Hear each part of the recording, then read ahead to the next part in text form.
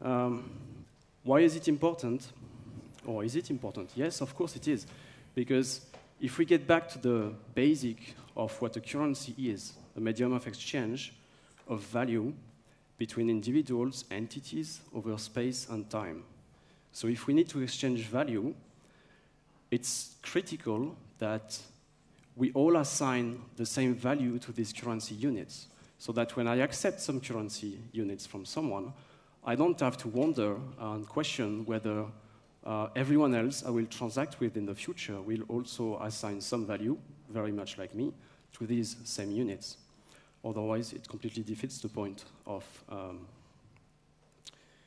a currency. So how do we design for it?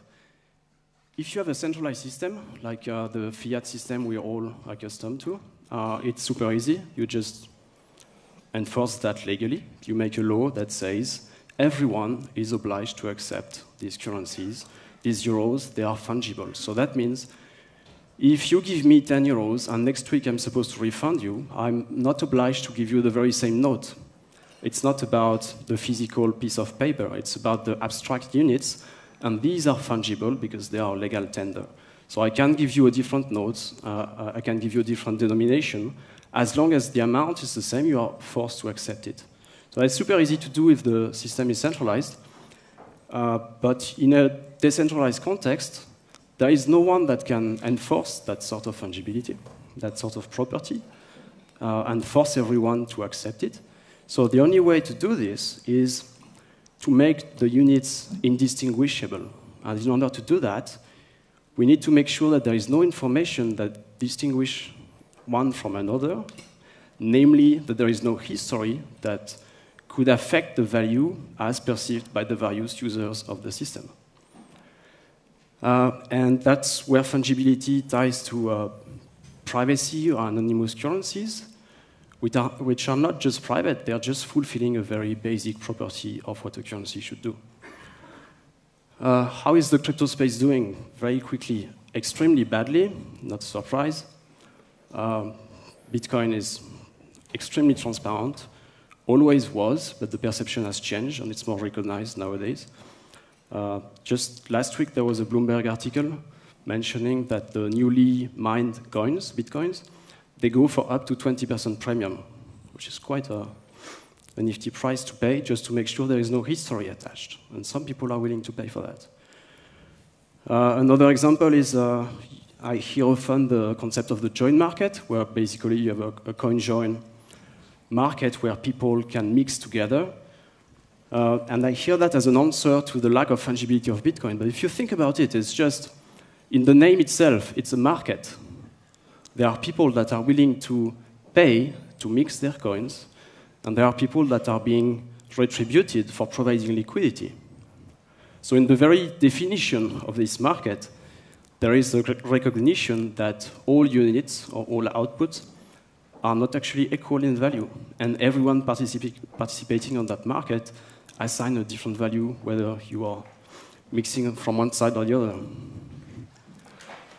What is very bad, in my view, is also why I want to talk about fungibility. The crypto space is doing badly because we don't recognize the scale of the problem. We don't recognize the issue, and therefore, we brush it over, and we are not tackling technically all of these challenges the way we should do it. Are privacy and fungibility the same thing? They're extremely close concepts.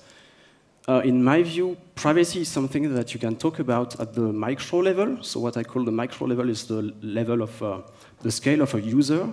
So you can act privately with the currency within your own life, within your own context. And fungibility is something at the macro level. It's a systemic property of the currency itself. And to obtain fungibility, you need to have privacy. That's a requirement in a decentralized system. But that's not sufficient. You need to have privacy by default.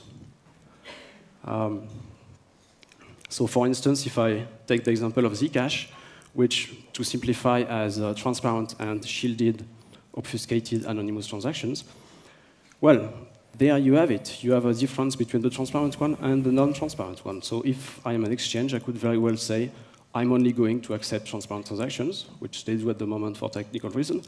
But I could also say, I'm only ever going to accept Zcash that at least 2 transactions down the line in the past didn't touch any of the anonymous ones. So it's not fungible.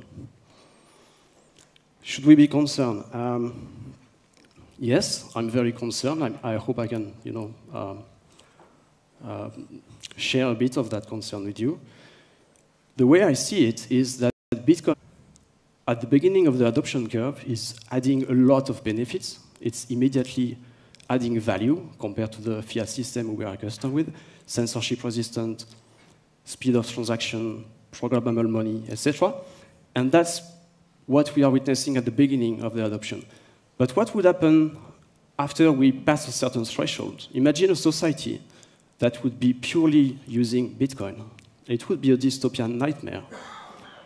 And I think we are intellectually lazy in that we're pushing for something without actually seriously wondering where are we going with that. I call that intellectual laziness at best.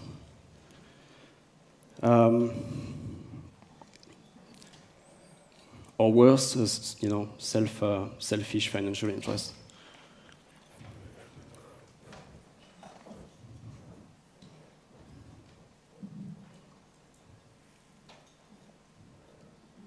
Whoa. Well, maybe I'm missing some last slide. So what I want to make clear also is that a second thing is fungibility. I think you should be more familiar with the concept, because in that room, probably everyone is very aware of privacy, and it's very easy to convince one another in that audience that privacy is a good thing, we should work toward privacy. But if you want to convince the rest of the world, the average Joe, you will need to talk about fungibility, because that's how you get a functioning currency.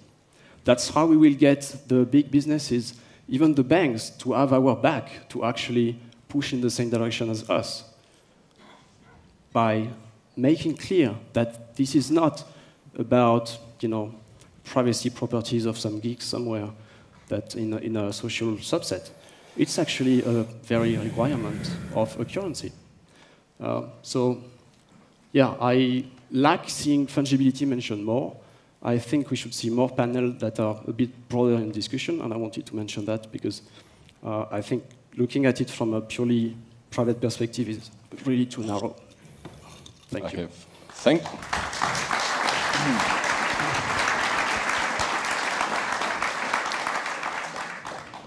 Thank you a lot for introduction to fungibility, and I would like to open our discussion. I prepared a lot of questions. I think we don't have time for all these questions, and I would like to start with the one very traditional question. Please briefly introduce yourself, describe what project you are working on, and what is important, why do you consider truly anonymous cryptocurrencies to be important?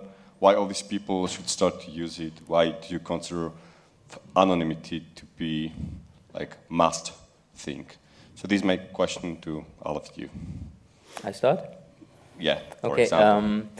Hello everyone, my name is Arno Pfefferling. I gave yesterday a presentation about CK Snarks. I'm currently in the business development team from HORIZEN. And what I'm doing is I'm trying to bring privacy from the cryptocurrency HORIZEN to some industry partners or to businesses. That is why, for example, yesterday I showed a decentralized application based on shielded transactions. And yeah, this is my main purpose right now. Today I hope we can discuss kind of these governmental issues which we have in Europe, or even the fact that on the decentralized exchanges, we are not seeing much privacy coins. These are the kind of 2 points which I prepared for the talk. Yeah, and if you have questions to yesterday, of course, we have also other people here who are able to answer well. Thanks. Yeah, and I'm Peter Todd. Professionally, I'm an applied cryptography consultant, and I've in the past contributed to Bitcoin Core. Currently my stuff I'm working on is really about client-side validation approaches, which are a very different approach to creating consensus applications. And, I think, we could elaborate on this, but I think, the long story short there is things that scale inherently have good privacy. Because the reason why things have bad privacy is because you're broadcasting all information off to the world. And when you fix that problem and still have a decentralized application, you inherently won't wind up with much better privacy than you do today on Bitcoin. It's also why I'm perhaps a little more optimistic than he was about Bitcoin's privacy. Because after all, things like Lightning have very good privacy, and they have to work. And for the bigger picture, well, why do I think this is important? I think it's quite simple that privacy is a tool that levels power. The powerful people in the world, they have very good privacy. That's just a reality. They can move money around the world anonymously without us being able to determine where it went and who got it and so on. You can create shell companies. You can do all kinds of fancy things. You can go pass laws that make it irrelevant. It's the little guys, it's the regular average people who need that power through privacy to take back power from people who would like to take it away from them. So privacy is an essential tool for democracy. So binaryFate, I was a postdoc researcher in combinatorial optimization, AI. Then I went more and more into Bitcoin, and then Monero later on, since 2012. I've been involved with Monero since pretty much the beginning. I've had various businesses on Bitcoin. I had a non-chain casino, and Peter was the first one to double spend it. And I have businesses that are evolving around Monero, so I'm a bit more entrepreneurial now. So to get back to that question, I think the premise is wrong that the privacy coin are going to push much further than what we know nowadays and take for granted. I think we have to realize that the fiat world we are accustomed to is actually very private, at least between individuals. Then you have law enforcement that can step in and learn a lot about everything they want, at least with your banking activity. But between the citizens and the individuals interacting, we have near perfect privacy. And Bitcoin is a huge step backward, and I see the privacy coin as just a mean to get back to basically what we took for granted.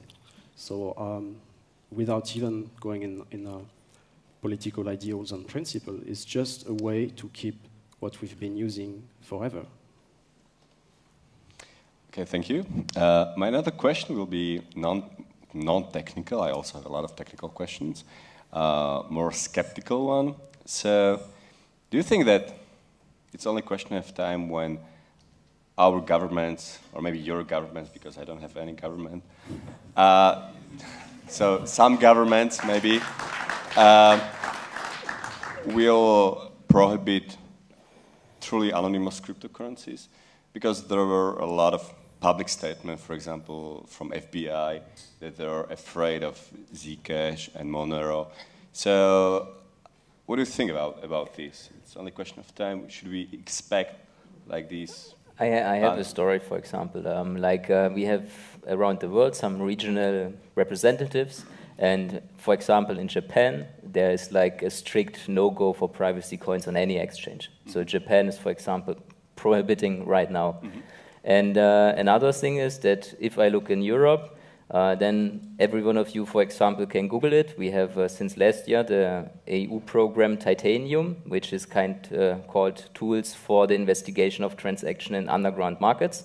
And of course, what they mainly do is they have well-paid scientific people who are looking in the Bitcoin transactions. So to answer this question, what they are doing right now is observing in Europe, trying to find the bad people, to say so. And then if the normal average people are also on these observations, because they don't know in the beginning when they start observing, then of course they might be also getting police at the door. So it's not prohibition right now in EU, and we have a lot of programs who are wanting to have this tokenization and stuff, but we have to be careful, and it's dangerous because they're observing already. And for Ethereum, it's also just a matter of time until they start deeping looking more and more in detail of the smart contract interactions, ICO and stuff. So I also would be there very carefully, because in Ethereum the same. Right now, mostly everything is transparent, stored forever. So this is a comment from my side.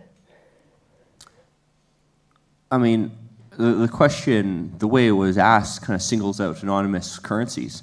Well, in fact, I'd also point out, I mean, less anonymous currencies, you know, ones like Bitcoin and Ethereum, they're also getting banned in countries. You know, maybe, you know, a more scary question to ask is, you know, are we getting to a point where being able to participate in the economy is something that governments are trying to guarantee they have control over? And I think the answer to that is definitely there are places in the world which are moving towards that or already have it. You know, you see proposals cropping up even in the EU and the US and Canada to ban the ownership of unregistered wealth. And essentially what that would mean is anything that's valuable, you know, be it a painting, be it a ring passed down in your family, you know, be it a car. These people who are pushing these proposals want you to register that with the government so that they know exactly how much wealth you have and know where to take it if needed. You know, what that's really doing is creating incredibly fascist control over your ability to participate in the economy. Without the ability to participate in the economy, you also don't have the ability to participate in politics. And, you know, I'll give a personal example. The scariest client I've ever had kind of came up to me, and it was through an intermediary, and asked, you know, could you go help us take this fork of Bitcoin and create this coin, and the idea is we're going to use it to replace all currency, all cash in this country. And I kind of asked, all right, well, what are your requirements? And went, well, invoices to be uploaded to this chain. You know, if you bought a magazine, they wanted the name of the magazine uploaded to government servers. And, well, that should kind of scare people already, but I kind of asked, well, all right, what country is this? And they kind of hummed and hawed, well, you know, I can't really tell you, you know, maybe once you sign all this paper and so on. But I did get them to admit it was some dictatorship, often like Africa somewhere. And it was pretty obvious what they're trying to do. They wanted to clamp down on political dissent. You know, if you control your economy, you can make sure you can't have political opponents. But the sad thing is, we're already moving that in many countries like Canada. You know, people are using Visa and MasterCard more and more for payments. And when you use Visa, increasingly the standards are uploading exactly what you buy, right down to the individual items, up to a Visa server, who then is allowed to sell that data to anyone they want. I think we were seeing the very same declaration of intents from governments with Bitcoin just a few years back. It was really the same narrative. And what happened is that some people fought against, and what that means is educate, give them the knowledge and element so that they recognize it would be shooting themselves in the foot to actually ban something. So the US, for instance, is now, I believe, reasonably pro-Bitcoin, thanks to people like the Coin Center, etc. And I think we should just do the same with the so-called privacy coins. We should just give them the basic knowledge and understanding that the properties of these currencies are not, you know, just for an audience like us, but they are actually useful to any business that doesn't want to reveal their transactions and activity to competitors and so on. And personally, I have faith that if we give that education and that knowledge to the business sector, to countries that are democratic and are willing to bet on innovation, they are not going to step in and ban it up front. So I think in the next years, if we do well, and if we manage to switch back the narrative to the fact that it's just basic properties that we need in any such system, we will see positive surprise. Yeah.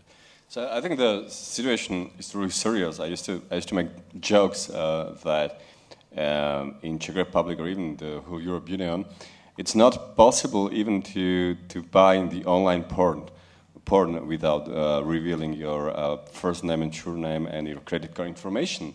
So if you don't use cryptocurrencies now, you're not able to buy online porn, for example, which is pretty crazy, I think. Anyway, so I'd like to continue with the most catastrophic question. Do you think that even like cryptocurrency users can be criminalized? I mean, just because they won't register their wealth, to the governments. I mean, anything can be criminalized. Mm-hmm. You know, I mean, even in democratic, well, ostensibly democratic countries, all kinds of things get criminalized. Yeah, I think the question really is, you know, in the exact circumstance, how many people can get away with it and escape punishment? You know, an example that kind of comes to mind is, I was kind of shocked to find this when I first visited Italy. You can't offer Wi-Fi in Italy without getting the identities of everyone who connects. It's absolutely ridiculous. You know, you go to McDonald's and it wants you to go give up your phone number, which is just like they do in China. Only in China, they want your passport. But, you know, it's basically the same kind of construct, and you can push whatever laws you want. Now, does that mean they're effective? Does that mean they can go and actually enforce them? Well, I mean, it's a bit mixed. You know, in Italy, it's not that hard to go ask the guy next to you, hey, you know, mind if I borrow your phone number for a second? You know, just got to enter this in and get my Wi-Fi. You know, or some people don't even bother following the law on this. In China, the court system is a bit more scary, so probably more people could comply, but also a lot don't. And, you know, I mean, it's always just a matter of kind of push and shove and what you'll do to make it possible to escape the law, which is a good thing. You know, and I think part of it is also the recognition among society that violating laws is very often the ethical thing to do, because the laws aren't ethical. And we should always remember that. You know, ask for yourself, is it right to go comply with this law? Because if this law is not right, well, it's not right. Thank you. I think it's time to switch to more optimistic topic, to technical questions. So I'm going to start with the technical questions. Ponies. Yeah. Okay. Thank you for these catastrophic, probably true scenarios. Anyway, so there are still a lot of things and challenges to improve the privacy of truly anonymous cryptocurrencies. So we are still waiting for COVID router in case of Monero, for example, bulletproofs, and so on. So my question is like purely technical. Are there any new cool features of truly anonymous cryptocurrencies we should expect in the near future? You are ever. Okay, I generally agree on the fact that in the privacy currencies we are doing a lot of progress. More and more coins are coming up. We also see like the Greencoin Mimblewimble project, like community driven. So yes, we're doing good, and what I see in future, because I am doing this business development thing, is that we will find some industry partners who are interested in this intransparent functions. So they will adapt it just for special use cases, healthcare, for example, one, or governance processes. If it comes to voting, it is interesting to keep the ballot, I think, like the information who voted yes and no, intransparent until the voting period ends. And this special unique cases, this will come in near future, is my proposal from my view. I mean, I'd say I'm actually mostly not about coins per se, but rather what's built on top of them.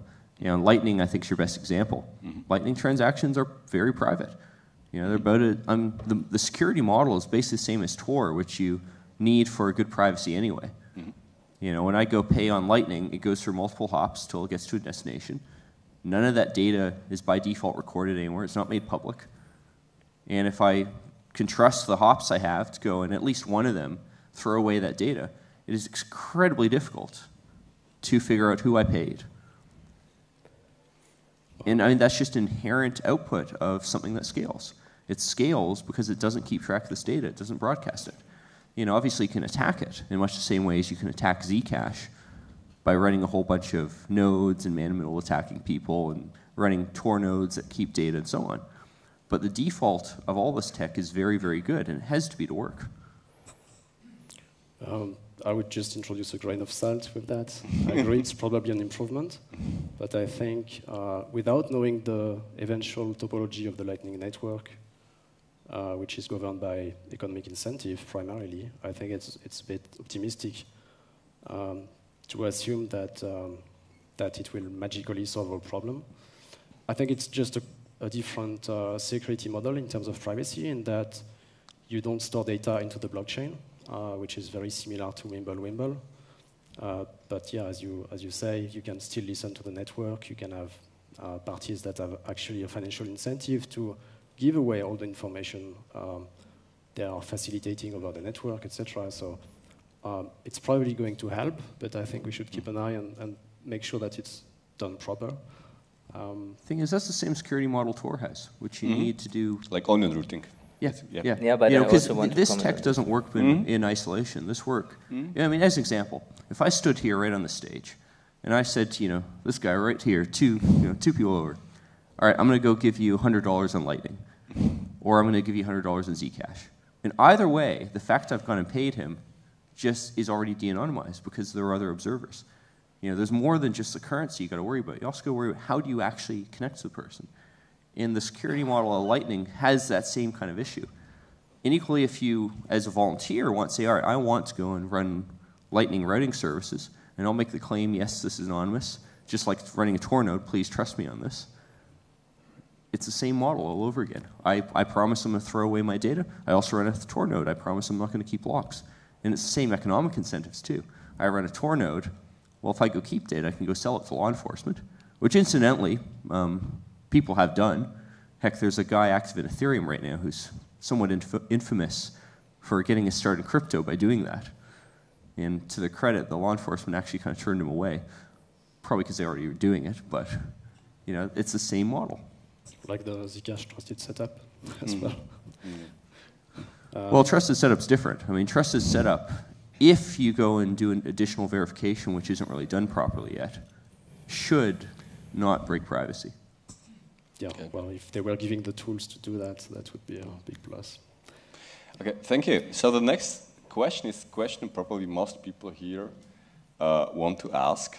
So the question is to Monero team, also to Zcash or HORIZEN team. So the question is, when can we expect the fully functional hardware support of Monero or Zcash private transaction and also HORIZEN private transaction in hardware wallets?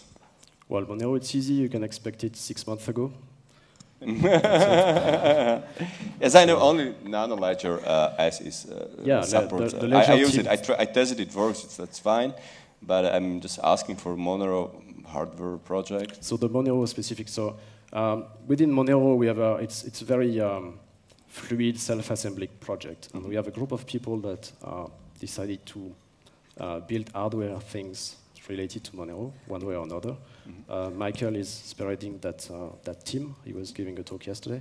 So the main project was an open source hardware wallet designed from scratch. That I'm not a hardware guy. I believe somehow it's very similar to the Trezor in the specifications. And as far as I'm aware, but you should check with him afterwards, the hardware part is basically done, and now we just need the firmware in order to make it functional. Maybe. Okay. HORIZEN and hardware wallet support. Yeah, I'm not the developer team, so we are also looking in it. We got the ledger with the transparent transactions. The shielded transactions, they need mainly memory.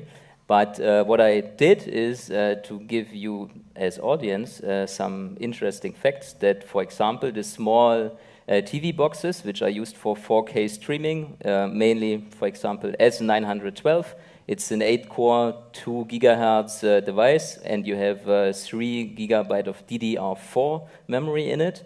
It has HDMI and power supply, everything is there, you just can buy. And it has a bootloader where you can, for example, bring in Armbian, and with this kind of Ubuntu OS, you can set up a full Swing wallet, and then you have your shielded transactions, and it's like hand-sized. It's nothing out yet much. Maybe it's not possible. I just looked in the specifications, and technically, this kind of device will work with any shielded transaction which is coming from Zcash or HORIZEN. Maybe I'll just go jump in. Like, I'm giving a talk on hardware wallets in a few hours later, and I'm actually kind of skeptical about hardware wallets in general. It's not clear to me how much better they really are versus getting a laptop randomly out of a store and then just installing your own OS in it and your own setup on it. Or equally like buying an iPhone that you use for nothing else and installing a standard wallet app. Because when you buy a piece of hardware for the specific purpose of storing cryptocurrency, and the seller knows you're going to do that, that's a big target. They know that if they compromise this device and they succeed at this, they can steal money. Mm-hmm. So, you know, it's not clear to me how much we should really focus on this. Of course, the UI, you know, the user experience of just holding the small thing in your hand, it can be quite nice. But often people, I think, don't use it in ways that are actually as conducive to security as they think it is. Mm-hmm. Thanks for your opinion. Next question. Personally, I'm quite angry with KYC, AML, bureaucracy.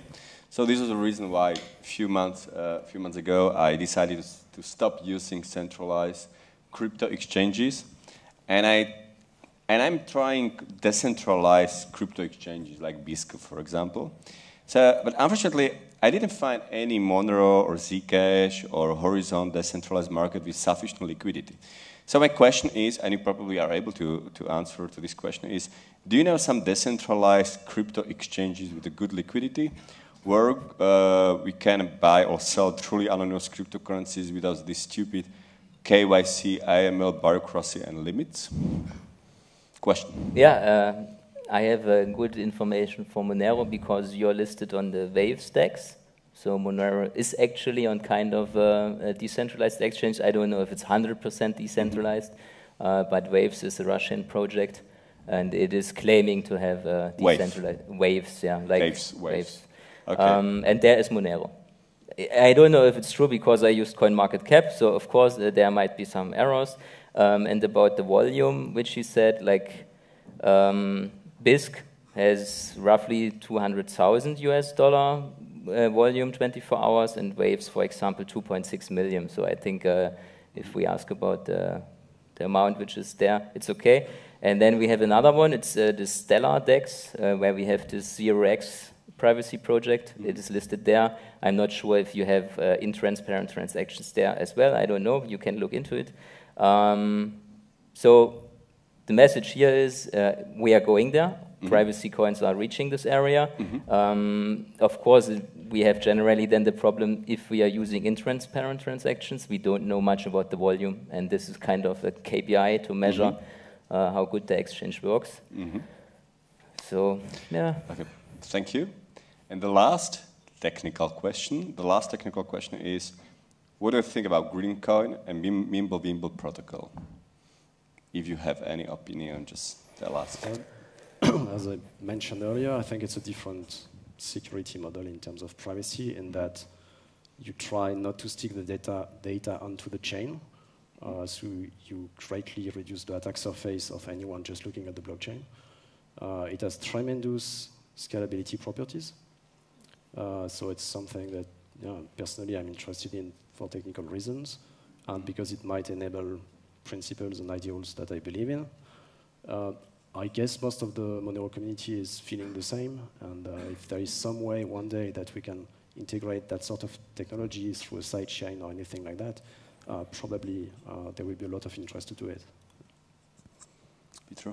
I'd just go point out, I think people have often overstated the scalability of Mimble.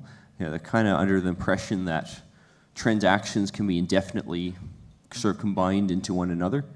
There's sort of this this concept in Mimble that if I pay you and then you pay him and then he pays the next guy in the row, all those 4 transactions can be combined, and that's not actually quite true, because there still is some data left over at every step, and that data does need to be stored indefinitely, does need to be verified indefinitely. Whereas equally, this idea that in Bitcoin, for instance, in currencies like it, you can't discard blockchain data is also kind of subtly wrong. It's quite easy in Bitcoin to trust someone else to have already verified that data and then just take the UTXO snapshot. What the difference between that and Mimble is the amount of data that you need to re-verify is smaller, but it's not 0. And it does scale linearly with the number of transactions. Okay, thanks. And my last question, before I start to ask questions to the audience, this is just purely ideological question. So it's quite likely truly anonymous cryptocurrencies may change the paradigm of mandatory taxation. to the voluntary one? At least, like for the governments, may be quite difficult to enforce taxation. So the question: what do you think about this? How do governments can cope with the fact when more people start to use truly anonymous cryptocurrencies for most transactions? Therefore, it will be impossible for the government to see any transaction or enforce transactions. So what do you think about this topic? So it's something I keep getting back to, but how is the world functioning nowadays in our countries? Does the government need to see all your transactions to perform taxation on the citizens? No. You just declare your tax, and if there is something suspicious, then they might investigate. But your question is so telling about how we tend to see this. That the baseline is what we have today, right? If you take a fire insurance for your house, you don't expect the company to put camera in every room just to check that in case you have a fire, you didn't light it yourself, right? They will investigate if they believe there is potential for a fraud. And then the burden of proof is on you in terms of taxation and so on. But what you do is just start giving salary records and so on, and if really they want to dig further, they will look at your bank accounts. But they don't need, that would be mass surveillance. What we want is not mass surveillance, is that if there is legitimate reasons to have suspicion over someone's activity, then the state might step in. So I see privacy by default with opt-in transparency system like Monero or anything else that would have the same properties as a way basically to just replicate what we have nowadays in the fiat system, but in a decentralized manner. So if you want to reveal some information, because the state has some suspicions, you can do so with the view keys. But it's not an a priori transparency over everyone activity. Why are we even asking this question? Yeah, I mean, I'll kind of second that. Like, taxation is voluntary in any reasonable country. It's voluntary where I live in Canada. You self-declare. They do spot checks, and that's fine. And it's really funny, too, how people make such a big deal about this, yet you look at the US, which has just slashed the IRS's budget for investigations into tax fraud. So on the one hand, you have people claiming this is such a big deal. On the other hand, they're slashing the budgets to actually investigate tax fraud. And what's probably really happening, of course, is this is just a matter of the rich and powerful saying, well, we would like more control over the rest of the world. We can do this with more surveillance, and simultaneously, we'll slash the budgets of people who actually investigate us. Because by the time you're on the size of, say, Bill Gates, Donald Trump, Elon Musk, it's not hard to go figure out how much taxes you're probably going to pay. It's not possible to go hide that level of wealth. It's not even possible to go hide reasonably small levels of wealth. If I own a house, I can't hide the fact I own it. A bit of investigation will figure that out and figure out how much tax I probably should have been paying. This is not hard. Anonymous cryptocurrencies don't change this. We already have one of them anyway. It's called the paper things you have in your wallet. Society runs just fine with this. This is really about power. It's not about, tax avoidance. Yeah, I agree to the two others, so totally. Pay taxes, and in Germany, if you do the tax declaration with cryptos, just do it and see if you get the approval from the financial institution. Then it's done. It's not so risky or complicated. Okay, thank you. I think it's time for a question from audience. So raise your hand. Don't hesitate to ask. Yeah. Hi, thank you. How you doing? My name is Alejandro. I lecture in many colleges. And one of the problems that I see is that people focus too much within privacy or the technology without the user adoption and interface and the opportunity, like the experience itself. So what is your stance within the balance of UX against the technological features and property? Because you can be building the best system in the world, like Monero, but on a practical scale, Dash is the cryptocurrency that is being used the most compared to other anonymous cryptocurrencies due to the quicker and more friendly interface that it has. Thank you. Well, I think in the big picture, if you go and focus on UX at the expense of actually providing the privacy you promised, of course you're going to go beat out other people in the market. I think we have a lot of examples like that. I mean, there are so-called anonymous cryptocurrencies out there that don't actually implement any anonymity features at all. It's just marketing bullshit. They have great user experience, but they don't actually do what they claim to go do. And I think it's just going to take time for people to improve that. Yet, at the other hand, I'll say, no matter how good you make this stuff, you always have the fundamental problem that most people are going to have, US dollars, euros, whatever in their pocket. The moment you involve a cryptocurrency, now there's one really annoying step of getting something other than the US dollars or the euros or whatever that they have in their pocket. And you'll never be able to improve that much. And that's not a matter of how private the currency is. It's just a matter of the very fact it is a currency. It is a separate thing. I would add that it's not purely about UI, UX, but it's about the messaging that is given by teams behind the project, whether on decentralized community or company like Zcash. I think it's about being sincere, honest, and not claiming things that might put people in danger.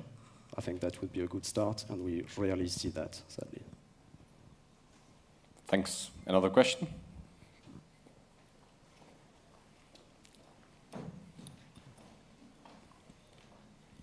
Hi, I'm Michael from the Monero hardware team, and just to answer the question, which I'd like to rephrase as, is the Monero hardware team working hard or hardly working? Okay, so we're working hard. We produced all of the badges for DEF CON Village. We produced all of the badges for HCPP, the ones that were hanging around our necks. And it doesn't mean that we're departing from the hardware wallet. We're still working hard on the hardware wallet. I could rattle off a number of at least a half dozen research elements and a few things that people don't understand too much, like Edwards curve, ED25519, ECDSA processing in hardware while you're maintaining low power. Okay, and yes, everything's fine. Maybe, thank a lot. Maybe you should explain to all these people how this hardware badge exactly works. Okay, how many minutes, hours do I have? Right, it's NFC. We had this discussion yesterday, but it's an NFC badge. It has 2 NFC EPROMs on there, erasable, embedded, programmable, read-only memory, and they're agnostic data storage. So you can put your telephone number on there. You can program them with your own smartphone. It's very easy. Just please back up your secret keys, data, whatever on there before you change it to a telephone number, URI, vCard, or whatever else. So that's how you. Okay. Thank you. Another question? I think we could have explained that better in about 5 seconds, which is you press a button, and over a radio link, it gives the private keys to the terminal, then it does the transaction for you. Yeah. Okay, another question? Hi, thank you. I have a question about Bitcoin. I originally started with the idea that all the privacy features eventually will be adopted on Bitcoin due to network effect, etc. And I've seen several encouraging proposals, but like watching the institutional investors and the ETF play coming in, do you think that it's possible that like this is, once they acquire enough of Bitcoin and they will have certain, I don't know, voting power over proposals, you know, that will lead to actual stop in development of privacy features in Bitcoin? Thank you. Well, I mean, on one hand, you kind of can't stop it because you can't stop the development in layer 2. You know, once with SegWit, we've really got enough to go and get very good privacy with Lightning. But I'd also go for, you know, give an answer that, you know, I mean, let's say hypothetically, there's certainly possible that they would stop development privacy for regulatory reasons. You know, I think that's a very real concern. But I'd also go point out that if you're a big investor, you may not be very dubious about privacy on that layer because it makes things technologically risky.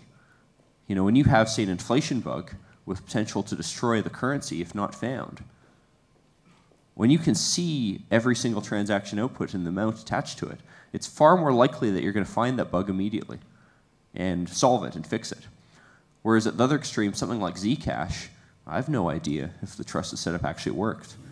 and Zcash isn't being inflated. You know, we might find out in maybe a few months once this Zcash sapling release is implemented and enough people move their Sprout Zcash to sapling that we'll see that total supply. But who knows? Maybe the battery cent, yeah. Maybe. Yeah. There you go. Yeah. Well, I'll give that a sign to keep it short. Long story short is, it's risky because you can't see the amounts, you can't audit them. And on that basis alone, you might say, you know what, let's just have some really boring currency and let layer 2 solve it. I have a question about DNMs. Why DNMs don't accept Monero? I have seen a research where the biggest DNMs use Bitcoin and Bcash, and that's it. The question was about ATMs, right? DNMs. Oh, Pavol will Ach tell so, you. darknet markets. Oh, I don't know. I'm not in the darknet. okay, this is like There's ones that accept Monero, for sure. I've heard of them. Yeah. I think there are quite a lot of markets which accept You might Monero. ask someone else, Yeah. smuggler or someone. I don't know. Maybe this is just a technical problem. You know how how difficult it's to implement support of truly anonymous cryptocurrencies, and I think we unfortunately have time only for the last question. So last question. Hi, I'm Silur from Monero Research Lab, and I have a question about your hardware argument for the need of specific hardware wallets. It sounded kind of an argument for obscurity, and I thought that cryptographers already gave up on that long ages ago.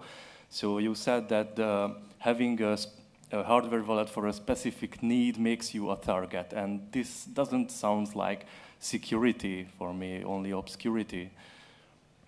You mean like my point? Like, yeah, like well, you want to hide the presence of a hardware wallet into a laptop because you can't really find that it's used for anonymous transactions. I mean, that's just an argument about supply chains.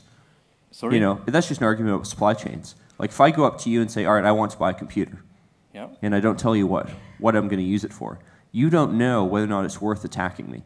Whereas if I go up and say, hey, I want to buy a computer, oh, by the way, I'm going to store 1 billion Bitcoin on there. You're probably going to first laugh at me because it's 21 million. And then you're going to figure, all right, well, maybe this guy's dumb enough. I should put a bug in the laptop and backdoor it. I'm not arguing that the design should be kept secret. I'm just arguing that for that specific supply chain problem of how do you actually buy something and have someone not attack you, you know, some secrecy makes sense. I mean, similarly, if I was to go buy a security camera and say, hey, I want a security camera versus I want a security camera and I'm going to mount it right in my hardware wallet storage room where you can go see me type in the password. Well, me giving you that information is not very smart. Okay, thanks. Just to add that you solve a lot of these issues thanks to open hardware, open source specification that you can build yourself. Go and solder. And absolutely.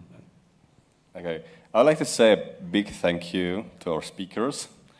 Thank you. Thanks.